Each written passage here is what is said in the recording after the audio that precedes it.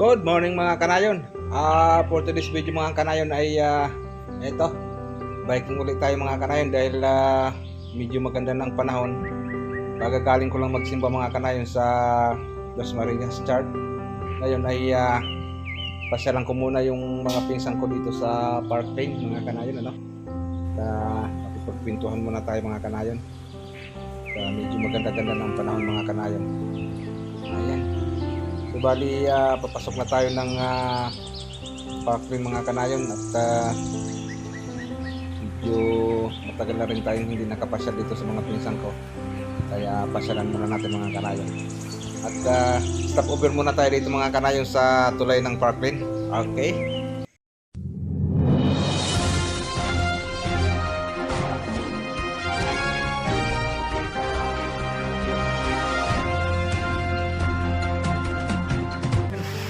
bali ito yung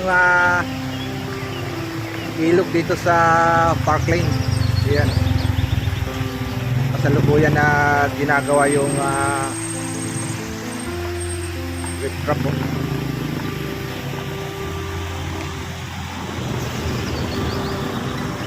Bari sakop din ito ng barangay Sabang mga kanayon dito sa Park Lane.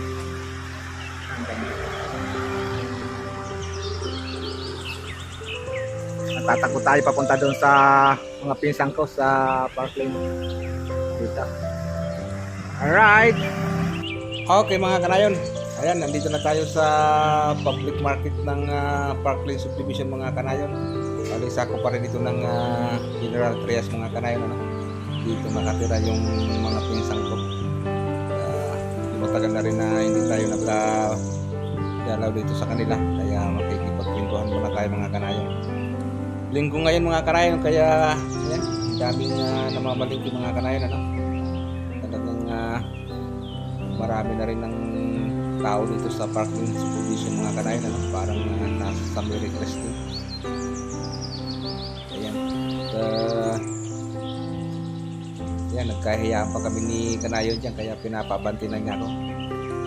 Dami talaga ng sasakyan pagka ganitong linggo. Ayan, malapit na tayo mga kanayon, ano? Yung natatanaw ko na yung mangga, yung punong kahoy na yun sa dulo. So bago tayo dumating doon ay kakanan na tayo. Bali nandiyan na yung kantin, bali yung karanderia ng aking pinsan si Pink.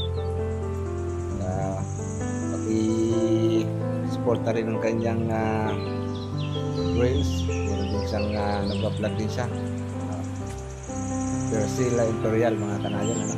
Saka yung kapatid niya si Tatas Vlog. Ayan, magkakasama sila dyan mga kanayon sa kanilang pwesto. Ayan, malapit na tayo mga kanayon. So bali kakanan na tayo dito sa pagdating dyan sa lugar na yan sa may puno ng mangga. Ayan, yung linilikuan ng mga motor.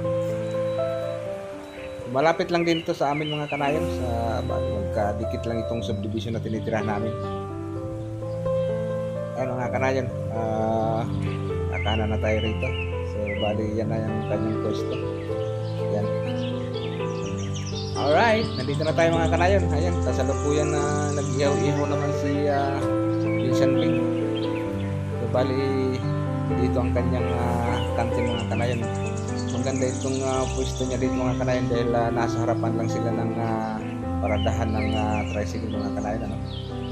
Ayan, bali yung siyang kantin dito mga kanayon, ano? At titinda siya ng mga ulam. Ayan, marami siyang palindang ulam dito mga kanayon. Okay mga kanayon, hanggang dito muna at tayo makikipagpintuhan muna dito sa mga pinsan ko. Thank you for watching. Bye bye.